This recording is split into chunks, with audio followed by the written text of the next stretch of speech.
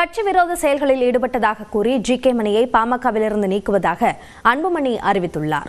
அன்புமணி தரப்பிலிருந்து வெளியாகியுள்ள அறிக்கையில், பென்னாகரம் தொகுதி சட்டமன்ற உறுப்பினர் ஜி.கே. மணி தொடர்ந்து கட்சி நலனுக்கும் கட்சி தலைமைக்கும் எதிராக செயல்பட்டு வருவதாக குற்றம் சாட்டப்பட்டுள்ளது.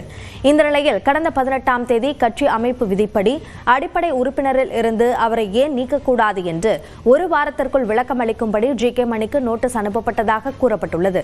காலக்கெடு நிறைவடைந்தும் ஜி.கே. மணி எவ்வித விளக்கமும் அளிக்காத நிலையில் அவரை கட்சியின் அடிப்படை உறுப்பினர் பொறுப்பிலிருந்து நீக்கலாம் என்று ஒழுங்கு நடவடிக்கை குழு அன்புமணிக்கு பரிந்துரைத்ததாக தெரிவிக்கப்பட்டுள்ளது. அதன் அடிப்படையில் ஜி.கே. மணியை பாமகவிலிருந்து அன்புமணி நீக்கியுள்ளார். மேலும் கட்சியிலிருந்து நீக்கப்பட்ட ஜி.கே. மணியுடன் பாமகவினர் எந்த தொடர்பும் வைத்துக் கொள்ள வேண்டாம் என்றும் அறிவுறுத்தப்பட்டுள்ளது.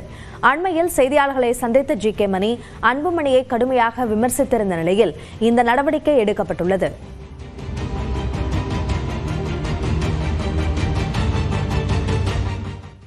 ஜி.கே. மணியை நீக்கியதால் பாமக புனிதமடைந்து விட்டதாக அன்புமணி தரப்பைச் சேர்ந்த வழக்கறிஞர் பாலு தெரிவித்துள்ளார்.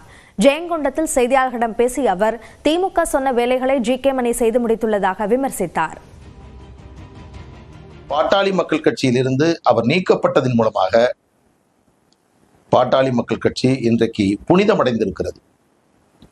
இதை தமிழகம் முழுவதும் இருக்கக்கூடிய லட்சக்கணக்கான பாட்டாளி சொந்தங்கள் இனிப்பு வழங்கி பட்டாசு வெடித்து கொண்டாடி கொண்டிருக்கிறார்கள். சினிமாவில் இரட்டை வேடம் போடுவார்கள்.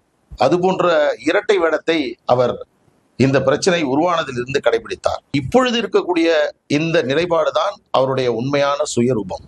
அதுதான் இப்பொழுது வெளிப்பட்டிருக்கிறது. மிக கடுமையான வார்த்தைகள், மிக மிக அவதூறான வார்த்தைகள். இதுவரையில் ஜி.கே. மணி அவருடைய தோற்றத்திற்கு, அவருடைய வெளிப்படுத்திய அவருடைய நடைமுறைக்கு நேர் மாறாக இன்றைக்கு அவர் செயல்பட்டு கொண்டிருக்கிறார்.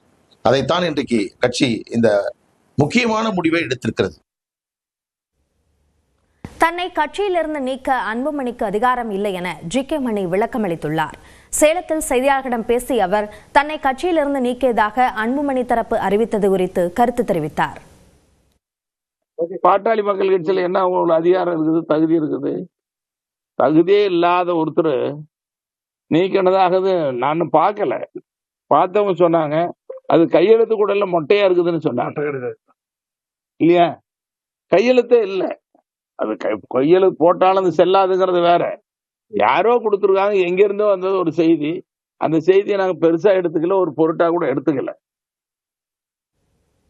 சம வேலைக்கு சம ஊதியம் கோரி சென்னையில் பள்ளிக்கல்வித்துறை அலுவலகத்தை முற்றுகையிட முயன்ற இடைநிலை ஆசிரியர்கள் குண்டுக்கட்டாக கைது செய்யப்பட்டனர். கடந்த 2009ஆம் ஆண்டுக்கு பிறகு பணியில் சேர்ந்த இடைநிலை ஆசிரியர்களுக்கு அதற்கு முன்பு பணியில் சேர்ந்தவர்களை விட குறைவான ஊதியம் வழங்கப்படுகிறது. ஒரே பதவி ஒரே கல்வி தகுதி இருக்கும் நிலையில் சம்பள முரண்பாட்டை களைய கோரி இடைநிலை ஆசிரியர்கள் கடந்த 15 ஆண்டுகளாக போராடி வருகின்றனர். இந்த நிலையில் சம வேலைக்கு சம ஊதியம் வழங்குவதாக திமுக அளித்த வாக்குறுதியை நிறைவேற்ற கோரி இடைநிலை ஆசிரியர்கள் சென்னை நுங்கம்பாக்கத்தில் உள்ள பள்ளிக்கல்வித்துறை அலுவலகத்தை முற்றுகையிட முயன்றனர். அவர்களை காவல்துறையினர் குண்டுக்கட்டாக கைது செய்ததால் அந்த பகுதியில் பரபரப்பான சூழல் நிலவியது.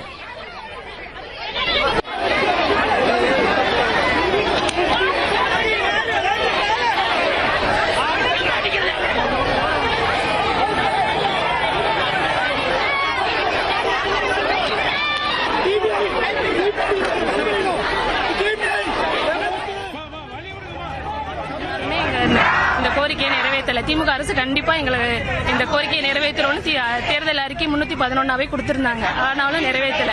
நாங்களும் ஒவ்வொரு வருஷமும் வந்து போராடிட்டு தான் இருக்கோம். இங்க 19 நாள் உண்ணாவிரதம் இருந்தோம். குழு அமைக்கிறோம்னாங்க. குழு அமைச்சாங்க. அந்த குழு என்ன ஆச்சுன்னு தெரியல. ஐயா வந்து நேரடியா வந்து வாக்குறுதி தந்தாரு. நாங்க தேர்தல்ல வந்து ஜெயிச்சு வெற்றி பெற்று வந்தோம்னா கண்டிப்பா நாங்க உங்களுடைய ஊதிய முரண்பாடை களையிறோம். நாங்க இப்ப 5 வருஷம் முடிஞ்சே போச்சு. எங்களுடைய கோரிக்கையே அந்த குழு என்ன ஆச்சுன்னு தெரியல. நாடு முழுவதும் ரயில் கட்டண உயர்வு அமலுக்கு வந்துள்ளது. எந்தெந்த ஊர்களுக்கு எவ்வளவு கட்டணம் உயர்த்தப்பட்டுள்ளது என்பதை இந்த செய்தி தொகுப்பில் விரிவாக தெரிந்து கொள்ளலாம். நடப்பாண்டில் 2வது முறையாக ரயில் டிக்கெட் கட்டணம் உயர்த்தப்பட்டுள்ளது. சாதாரண ரயில்களில் 215 கிலோமீட்டருக்கு மேல் கிலோமீட்டருக்கு 1 காசு வீதமும், விரைவு ரயில்களில் 215 கிலோமீட்டருக்கு மேல் கிலோமீட்டருக்கு 2 காசுகள் வீதமும் கட்டணம் உயர்த்தப்படுவதாக ரயில்வே அறிவித்துள்ளது. அதன்படி சென்னையிலிருந்து திருச்சிக்கு சாதாரண படுக்கை வசதியில் பயணிக்க 255 ரூபாயிலிருந்து 265 ரூபாயாக கட்டணம் அதிகரிக்கப்பட்டுள்ளது. இதேபோன்று சென்னையிலிருந்து மதுரைக்கு சாதாரண படுக்கை வசதிக்கான டிக்கெட் கட்டணம் 10 ரூபாய் அதிகரித்து 340 உயர்ந்துள்ளது. சென்னையிலிருந்து நெல்லைக்கு சாதாரண படுக்கை வசதியில் பயணிக்க 405 ரூபாயிலிருந்து 415 ரூபாயாக கட்டணம் அதிகரிக்கப்பட்டுள்ளது. இதேபோன்று சென்னையிலிருந்து நாகர்கோவிலுக்கு செல்ல விரும்புவோர் 15 ரூபாய் கூடுதலாக இனி 445 ரூபாய் செலவிட வேண்டும். கோவைக்கு சாதாரண படுக்கை வசதியில் பயணிப்பதற்கான கட்டணமும் 10 ரூபாய் அதிகரிக்கப்பட்டுள்ளது. சென்னையிலிருந்து சேலத்திற்கான டிக்கெட் கட்டணம் 265 ரூபாயாக இருந்த நிலையில் 10 ரூபாய் அதிகரித்து 275 ரூபாயாக மாறியுள்ளது. சென்னையிலிருந்து டெல்லிக்கு 890 ரூபாயாகவும் மும்பைக்கு சாதாரண பெட்டியில் 635 ரூபாயாகவும் உயர்த்தப்பட்ட கட்டணம் அமலுக்கு வந்துள்ளது. சாதாரண படுக்கை வசதி மட்டுமின்றி ஏசி வகுப்பிற்கான டிக்கெட் கட்டணத்தையும் ரயில்வே நிர்வாகம் உயர்த்தியுள்ளது. அதன்படி சென்னையிலிருந்து திருச்சிக்கு 3 அடுக்கு ஏசி வகுப்பில் பயணிக்க 655 ரூபாய் வசூலிக்கப்பட்ட நிலையில் இனி 5 ரூபாய் கூடுதலாக வசூலிக்கப்படும்.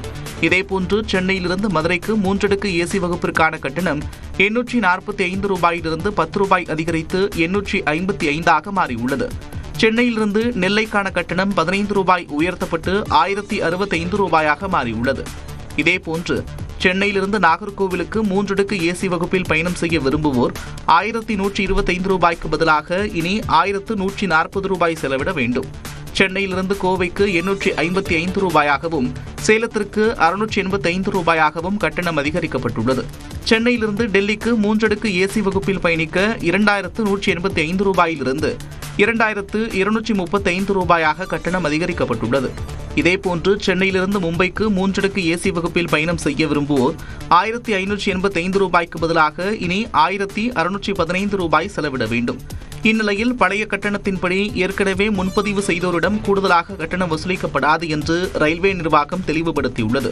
அதோடு 215 கிலோமீட்டர் வரையிலான ரயில் பயணத்திற்கு எந்தவித கட்டண உயர்வும் இல்லை.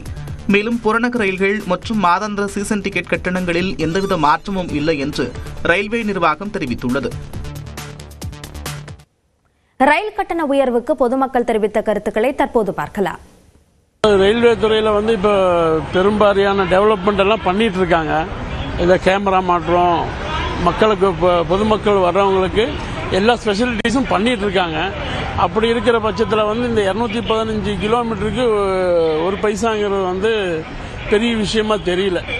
இன்னும் இதுக்கு மேலே இவங்க டெவலப் பண்ணாங்கன்னு சொன்னால் பொதுமக்கள் வர்றவங்க போகிறவங்களுக்கும் கொஞ்சம் வசதியாக இருக்கும்னு என்னுடைய அபிப்பிராயம். இவங்க உயர்த்துறது மாத்திரம் இல்லை, அந்த அளவுக்கு இன்ஃப்ராஸ்ட்ரக்சரும் கொண்டு வரணும்.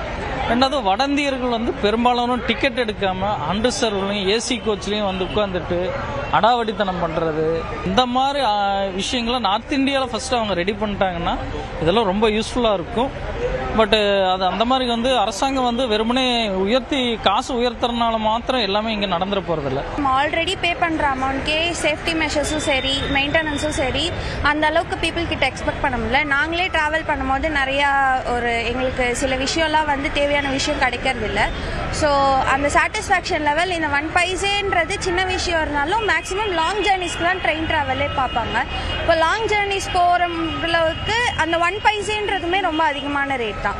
ஸோ அதை நீங்கள் ஃபஸ்ட்டு இப்போ இருக்கிற இதிலே கொஞ்சம் பெஸ்ட்டை காமிச்சிட்டு அதுக்கப்புறமா நம்ம ஹைக் பண்ணும் போது இட் வில் பி பெட்டர். இது 215 கிலோமீட்டருக்கு கூடல அப்படின்னு சொல்கிறாங்க கம்மியில். ஆனால் 215 கிலோமீட்டர் மேலே தான் வரப்போகுது எல்லாத்துக்கும். மதுரை போனாலே 150 கிலோமீட்டர், அது சென்னை போனாலே 600 கிலோமீட்டர் வருது. அப்படி பார்க்கும்போது 215 கிலோமீட்டர் சும்மா தான் சொல்கிறாங்க. ஆனால் 500 கிலோமீட்டருக்கு மேலே போனால் நமக்கு ரொம்ப ரேட் கூட வருது. எங்களுக்கு குறைஞ்ச 2500 கிலோமீட்டர் இங்கேருந்து போகும்போது. திருப்பதி டிக்கெட்டுக்கு எடுக்க வந்தேன். எனக்கு இப்போ இன்னிலேருந்து ட்ரெயின் ஃபேர் கூடி இருக்கு. அதாவது 715 கிலோமீட்டருக்கு போனால் ஒரு டிக்கெட்டுக்கு கிட்டத்தட்ட ஒரு 150 ரூபா எக்ஸ்ட்ரா கூடுது. நாங்கள் ஒரு 5 பேர் ஃபேமிலியாக போகிறாருன்னா எக்ஸ்பென்சஸ் அதிகமாகுது. இது எங்களுக்கு கொஞ்சம் கஷ்டமாக தான் இருக்குது. நிர்வாகம் கொஞ்சம் பார்த்து நடவடிக்கை எடுத்தால் எங்களுக்கு கொஞ்சம் ஈஸியாக இருக்கும் ட்ராவல் பண்ணதுக்கு.